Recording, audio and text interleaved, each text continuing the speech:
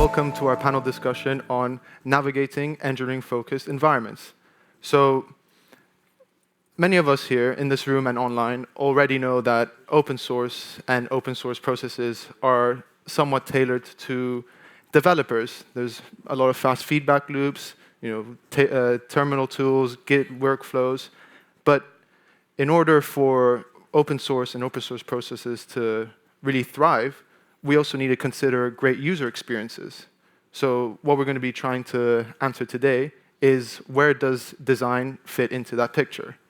So before we get started, I'll do some quick introductions so everyone knows who we are and our context is. So I'm Miguel. I'm a UX designer at Canonical, and I work on our web app software operators and some open design initiatives with universities. And before that, I was a university student that I did some creative computing and then went into UX design. So I have some context in both different fields of design and engineering. And yeah, I'm hosting this panel and thrilled to be here. So why don't we go down the line? Okay, hello, I'm David Edler. I work for Canonical for 3 to 4 years. I'm very thrilled to work on open source full-time. Before I contributed here and there where there was time. So now I have much more of my time focused to it. I'm an engineering manager, and yeah, it's me. Cool. And I'm Glòria. I work at GitHub as a design director for the security, enterprise, and platform teams. And I guess the story of my life is dog fooding, because I'm building GitHub with GitHub, and before I was designing Sketch with Sketch. That's my past role. And yeah, so I've been a bit everywhere within this workflow you were describing, always very meta. Hi, I'm Eriol. Some of you may know me as one of the core maintainers of opensourcedesign.net, which has been going for more than 10 years now, where it's a design community where designers often find their first interaction with other designers that are doing things with open source, as in contributions being the things. I work currently at the Open Home Foundation, which may be more familiar as Home Assistant. I work on the departments that look after Music Assistant and the ESP Home, which is the ESP32 chips, so everything to do with the ESP32. Home Assistant is a smart home automation system that's open source. I've been there for 3 months. Some other things about my history: I've been doing design in open source since 2018, mostly in the humanitarian and human rights open source software space and privacy and security.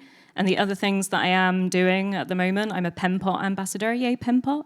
I'm on the advisory board for the Open Technology Fund, looking at sustainability funding, and I advise the ethical open source licensing for alternative licensing for ethical open source. Great. All right. So let's get started, and let's talk about culture clashes. So we usually speak in different languages in design and engineering, and we also sometimes can work at different paces.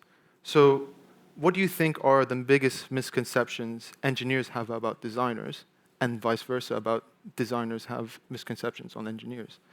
And why don't we start with you, David? What misunderstandings do you first see designers have about developer spaces and engineering teams?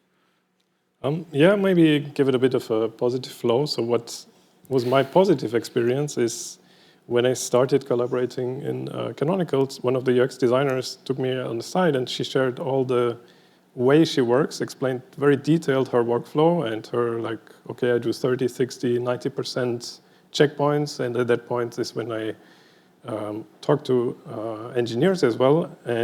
But in these iterations, I need some space on my own to kind of iterate and distill my thoughts, and I can't have collaboration all the time. And I think that's something very individual, and it's a good talk to have with your designers to understand what works for them. And I think it's also an individual thing. For other people, it might be different.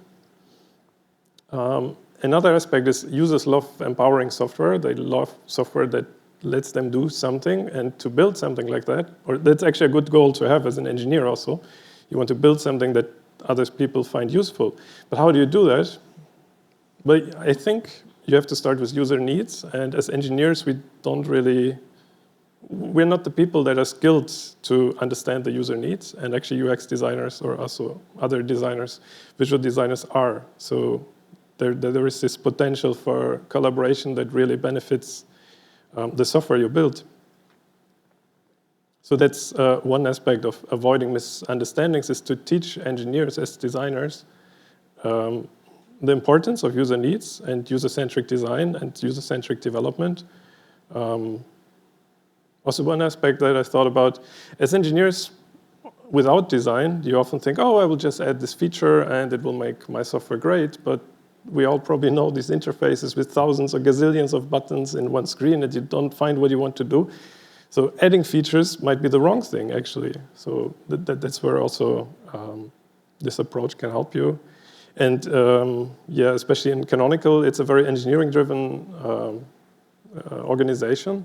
And I think also many open source communities are very much engineering heavy. So I think for designers, it can be a bit of a challenge just to be outnumbered. So they might have an opinion and they might have something a bit challenging, but they're the only one and they're talking to a bigger group. So that can be a challenge and misunderstanding. And yeah, as a lead for a software, you have to be aware of that and kind of cater for that. I mean, it's good that you had a positive experience as well with design, so good success story. And what about from the design side? Is there anything that we get wrong about engineering workflows? Glòria, if you want to start. I'm a bit anti-engineering workflows. I believe in shared workflows. In fact, at GitHub, we work in EPD teams, so that's engineering, product, and design, that we all walk like lockstep together. So there's no such thing as a developer workflow and a design workflow. So that helps, right? Like understanding that we are building a product ultimately. So it's not like about this feature or this thing. Like we are building something somebody will have to use, and they don't care how you are organized internally or how your workflows are. So let's try to blend them and make them, as indistinguishable as possible. But I guess one of, something that's interesting that, it's a real case, right? Things that happen daily when we work with engineering, that sometimes we designers get frustrated at something that seems so easy, in our eyes. It's like, but how do you mean you cannot build this filter in this list? Like, you have the information. And they're like, yeah, but the data model doesn't allow us to do this, and that. And then we're like, oh, you default to these guys are lazy, like they don't want to work. But I think building this understanding of what is behind the curtain and how the things are architectured and how the data models are built and how things connect with each other, and building this empathy, blending and bending your skill set so that you can get a bit into engineering world and vice versa, right? Helps a lot. But also, another hot take, I think if this data model was built with designer sitting next to them, probably it would have been architectured differently. So sometimes these decisions that sound very, this is a metal, very back-ender decision, I don't need a designer, right? And, these things happen. You might think the right architecture is one, but then user needs say otherwise. So, yeah, I guess, yeah. I don't know if... Everyone take notes. I have some other points, but I really want to reinforce what you're saying, and with an example, hopefully, that shows this. When I worked as one of the only paid designers at one point at the Open Food Network a few years ago, the Open Food Network is an open source system for sustainable food supply chains. So it was a system for food producers to sell their goods more locally, but also with a less of a big tech focus. But at one point, there was, we had a very integrated flows, with design and development as well. I was really proud of a moment where I was able to add to the QA flow a design QA, the concept of design QA, and that worked really well. And actually, the QA person was like, oh, of course, now I'll do this. I'll do design QA as well as engineering-related QA. They just needed the single push to know that they were kind of like able to and allowed, right? But there was this one moment where they were looking at building a new like API backend point, right? And I was like, oh, cool. So when's that meeting? When are you talking about this? And they're like, design API, what? And it's not that I could really like, you know, I don't have experience of like building APIs or even, you know, calling them myself, but I'm curious to know what the implications are across the product. Because it's not just the API is the domain of the people building the API, it's important to know how that's going to be used by a user. Is there another way to interface with it in some way? So yeah, I think it's really cool what you said, Glòria. What do we get wrong about engineering workflows? That they're all the same. There's this assumption that everyone uses some form of like, I don't know, agile workflow or whatever in certain circumstances, and every single open source and proprietary place that I've worked has had a different way of doing however they want to do cycles or sprints, or they don't do them at all. So every engineering environment is unique, right? You have to learn it. You have to take the time to learn the environment first and not assume that. I think sometimes designers or other people might read like an agile article or maybe read the What Basecamp Shape Up book or something, and they think that that's how everything is done everywhere, and you really need to get to know the environment.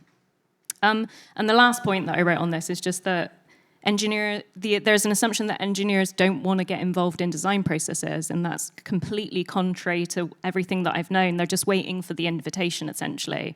They're waiting for the invitation, but also the understanding that they also have to sometimes argue to their manager why they should be involved in the design processes. So it's all a process of how can you help each other be involved with each other's processes. And this kind of really shifts well to my next question about more of the reality of our day-to-day work. And I mean, I think we established that we want to be more connected and union, like more of a what's it called, like central force that works together. But how do we, in teams where maybe design isn't seen as a primary thing, how do we bring design feedback into those developer cycles in a way that we don't slow them down or lose design context in translation? And Glòria, GitHub is, well, the hub for this. So how have you seen teams successfully use GitHub as a design collaboration tool?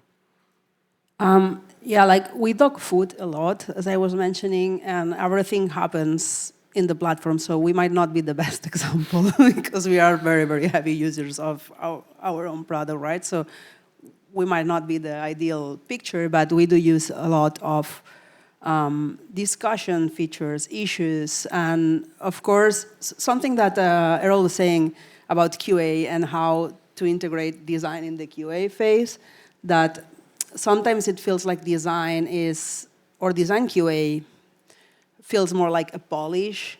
Like it's like a separate PR always. Like it's like the last mile thing is like, oh, create an issue with your feedback, and then, you know, we might or might not have time to get to it. And that's, I think, what we should try to avoid by using the same workflow as the code goes, right? So that if you have any feedback on a feature, use the same process, like the same PR, the same issue. Try not to branch out, because it's not a polish, it's not an improvement, it's not something you want to add on top. It's not an extra thing, it's like the thing, right? So it's like writing bad code and being like, oh no, but yeah, write an issue and we will make it work later. It's like, no, it doesn't work now, fix it now, right? Yeah, I think it sounds repetitive, but it all boils down to walking together the path and not having things happening afterwards. Yeah, I would say for us it's issues, it's PRs, and the other, you mentioned, sorry to go back to the question, you mentioned a key word to me, which is translation. No, you said how do we translate things? Something that I'm seeing lately is that this translation gets smaller and smaller as designers get closer to the code and as designers start prototyping more and more using the real code. And basically, sorry, Figma and Penpot, but stop using more like design tools and start using more like deep, so the end. Where the engineer is. Yeah, like where the real thing goes in production, right? So that this translation gets smaller and smaller and smaller. There's a point where there is no translation. Like if you have a very well-designed design system, and that the designer can quickly put together a layout and explain a flow through, like real code, like there's no explanation to do. It's like, this is how it works. So, yeah. Eriol, you've worked in various open source projects. What practice have you seen to be best suitable for, I guess, making your ideas visible and actionable to engineers? There's a few. The funny answer is you indoctrinate your developers into design knowledge and thinking, like in a nice. Obviously, you're friendly. You talk about the importance of design. I just, if you'll allow me to open my work Slack and say a comment from one of my developer teammates, literally today, because it kind of sums this up. He said to me... Don't say the name, don't say the name. I won't, but he'll know who he is from what he said. He said, let me find it.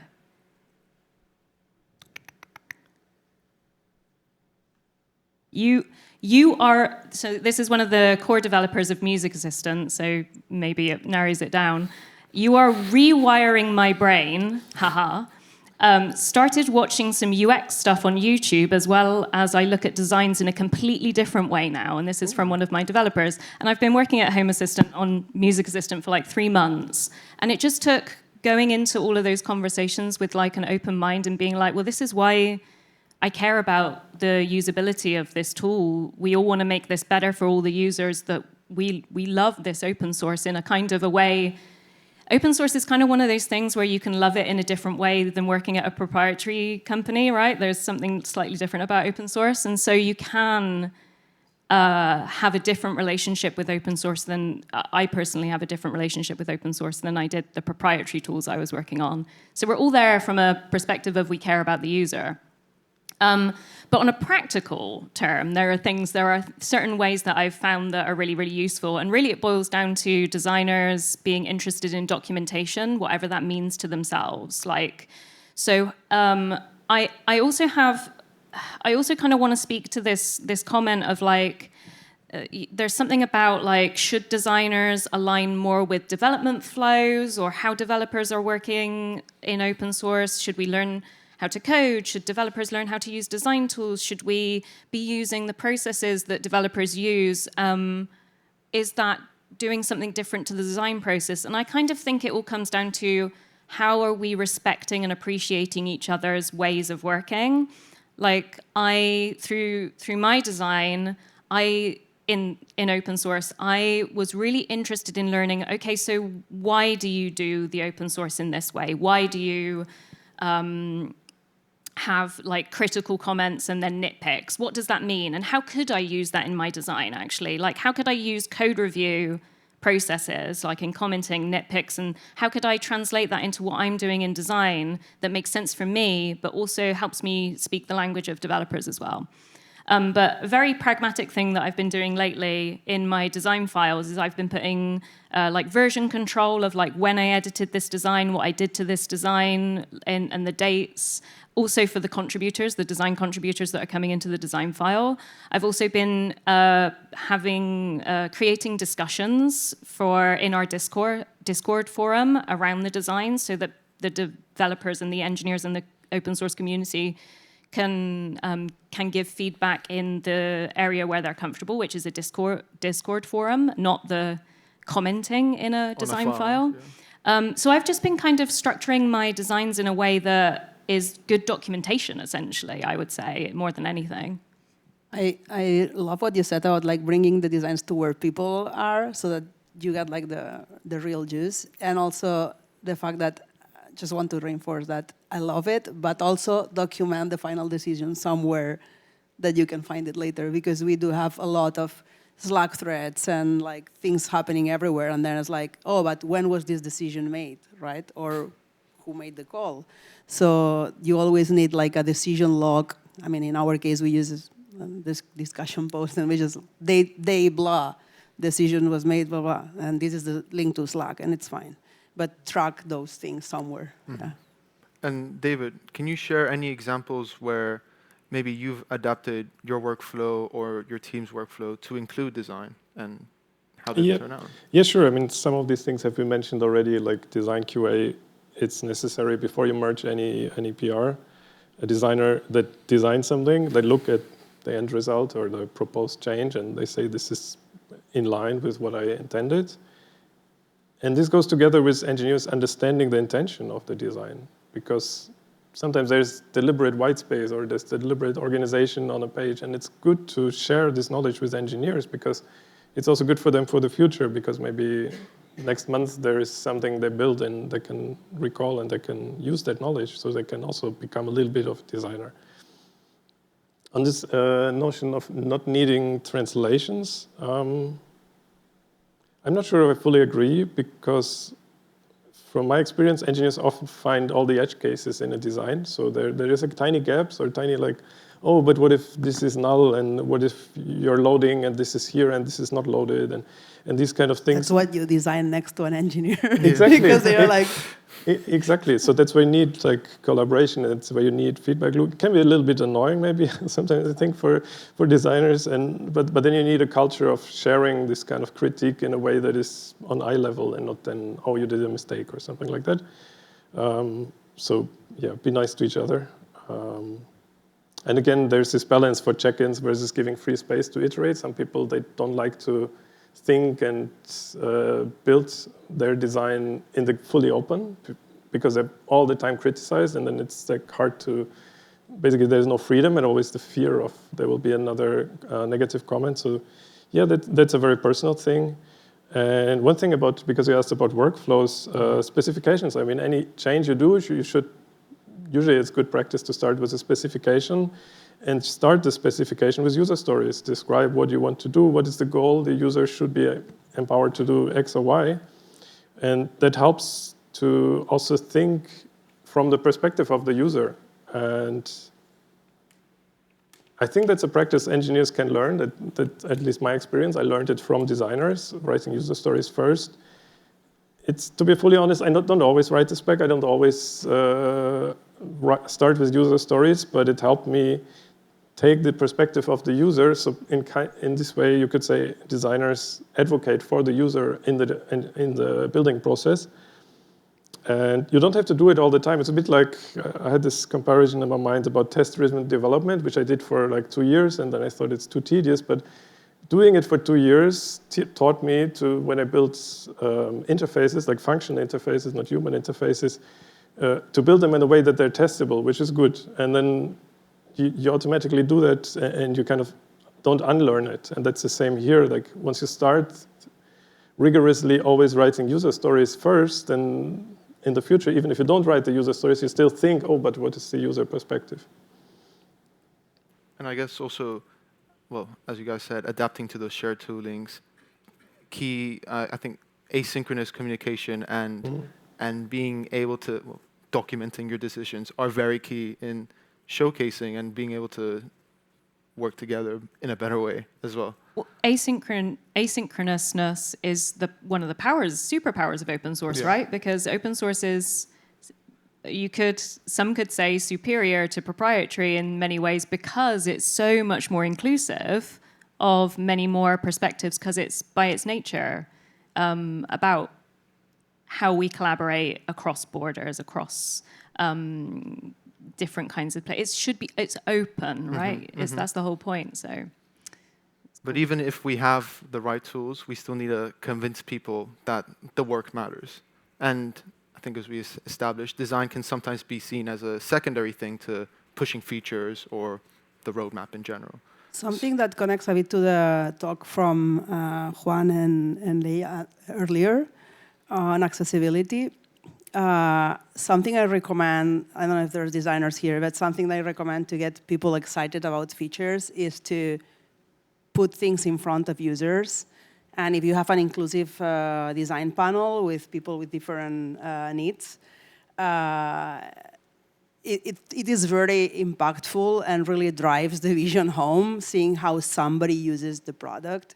And I had seen developers be like, oh, like we really need to fix this. Like this is awful, I feel embarrassed or whatever, right? Yes. Yeah, we had a when I worked at Ushahidi, we had one research, we did some in the field research for a prototype tool we were building, and developers came with us, obviously. Yeah. Sat in all the user testing, sat in the, we did like a stress test of like how this app should function in like under connectivity stress, because, you know, Kenya, East Africa connectivity is tricky sometimes. And I remember one of the lead engineers, she spent the day with us at user tests, and then that evening, I wish she should have slept, probably, but she stayed up all night writing user story issues because she was so jazzed and so excited about what she had learned, but she was writing them from a perspective that I didn't know, because an engineering perspective, right? So yeah, having those conversations is so important. We had this aha moment with the sign-up flow at GitHub. I shared, I think, at the PenPod Fest because it was recent, but we had a visual impaired person going through the sign-up flow, and it was something else. Like we prioritized that flow, I think, the morning after. Yeah. So, That's also my experience with user testing. If you join them, that's heavily motivating because you see, you think you build the right thing, and that they show you, no, actually someone struggles with it, and then you think very hard, like, I want to make it right.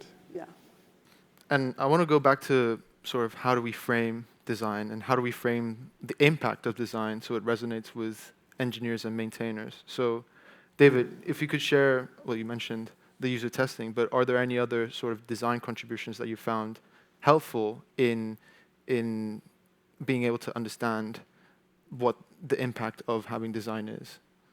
Well, that is the obvious big value of you get a finished Figma or PenPod design and you implement it and it works. And I mean, that's right on the table. There's also quick improvements of copy. Sometimes you have labels and like the text visible in a web application or a desktop application.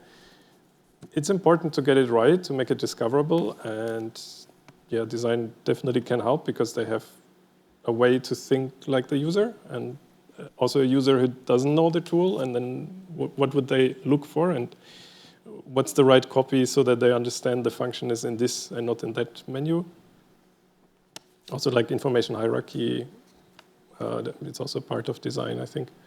And just understanding the user problems and teaching engineers to think in that way.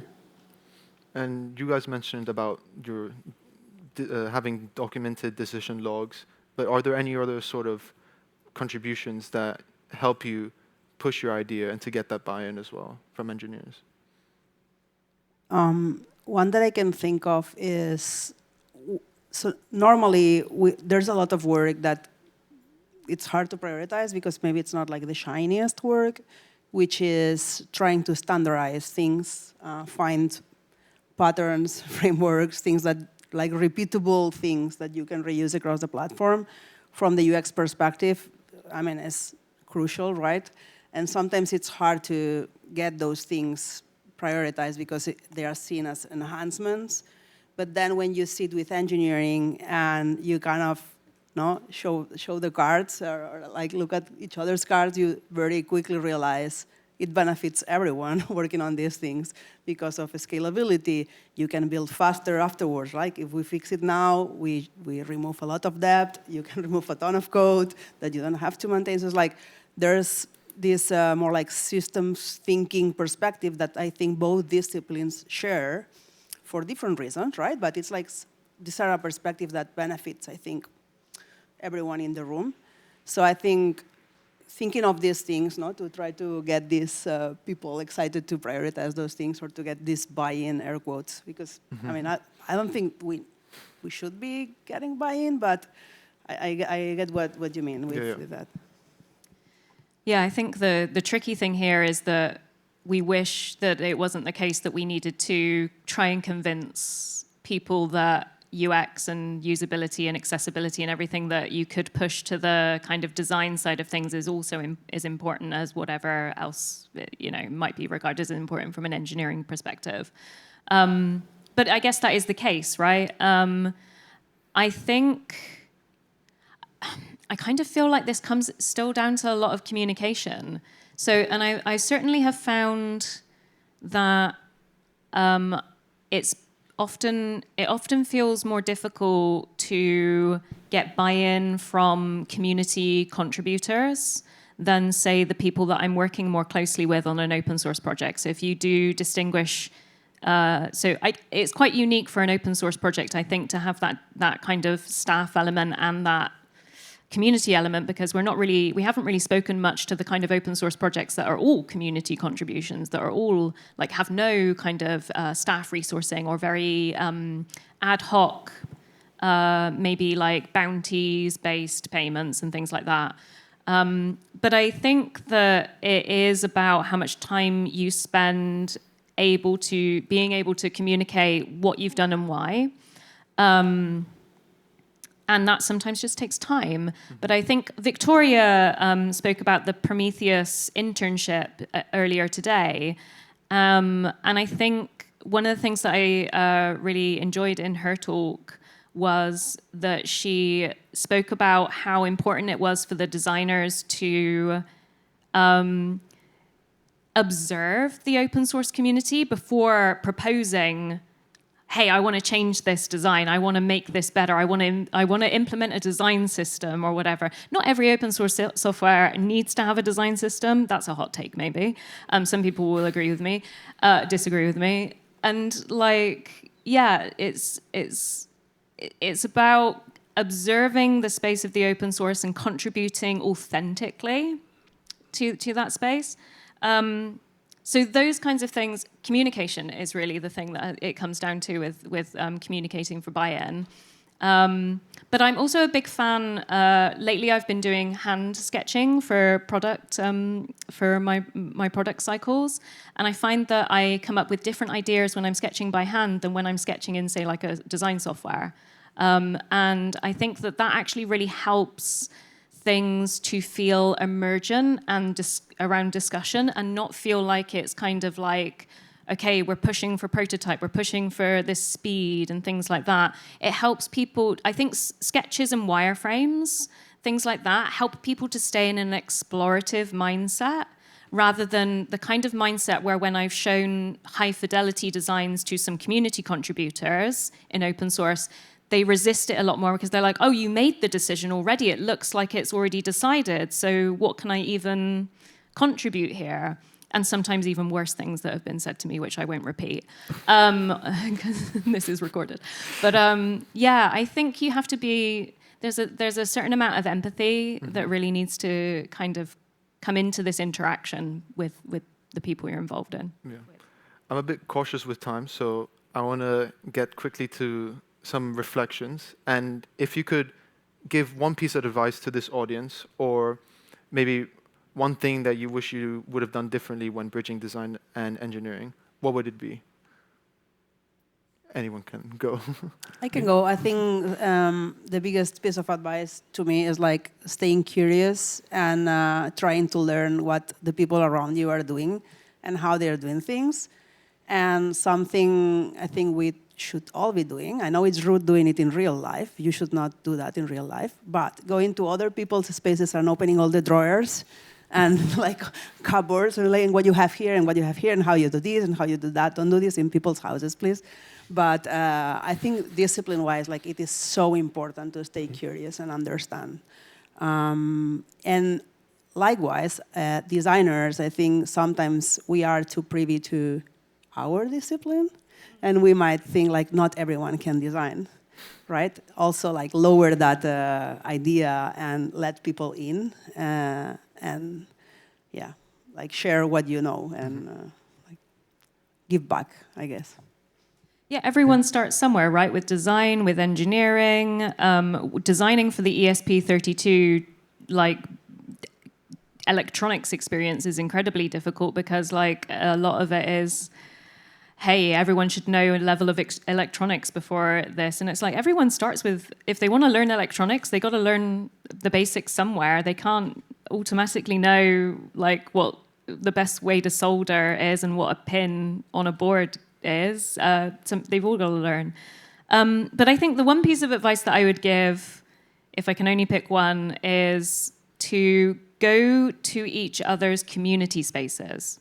So we're blessed in open source that we have community, and it's actually like open source is as much building software as it is in being community with each other.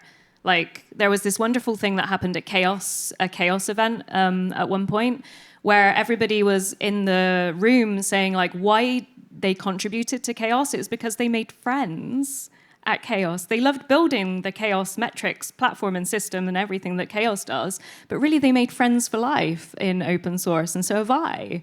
And so being community with each other, designers and engineers, come to design events, engineers, please. And, designers go to an engineering-related talks and conferences, ask questions, be curious, be curious. Yeah, I have a similar idea.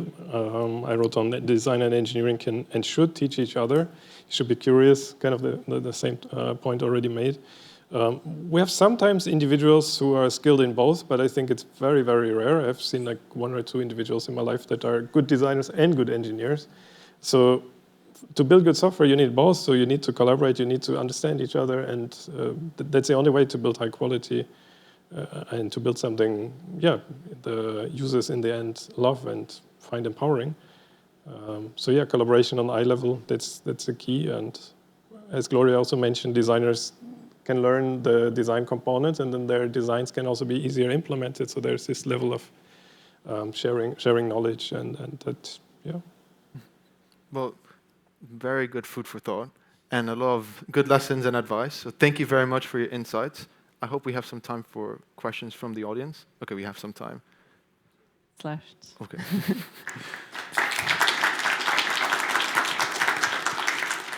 Yeah, thank you for your talk. It triggered a lot of memories and experiences. PTSD as well, no? Huh? I'm going to ask a simple one. How do you resolve conflicts? Very simple. How much time do we have? Conflicts between whom? Engineering and design specifically? Does anyone have? I worked on this project once, and it was the same prototype actually, where we did some field testing, and one of the engineers, different time zone to me, so it made it really different time zone to me, so it made it hard to sync up to chat. At one point, he had completely redone the application, everything to do with the back end, everything to do with the front end overnight or something like this. And this has happened a few times to me, where an engineer has kind of either taken a design, immediately done a PR on and iterated on my design without like a conversation. And at that point, I mitigate. Well, it's not really conflict as such, but I'm like, okay, there's an energy here which is enthusiastic, to say the least. Let's slow down and have a conversation about it. But honestly, rarely I've had to really be harsh and put down like this is a conflict. It's more about like, are we spending enough time listening to each other and understanding each other's perspective? And how are we encouraging that? We ended up doing a lot of side-by-side design development with that one engineer.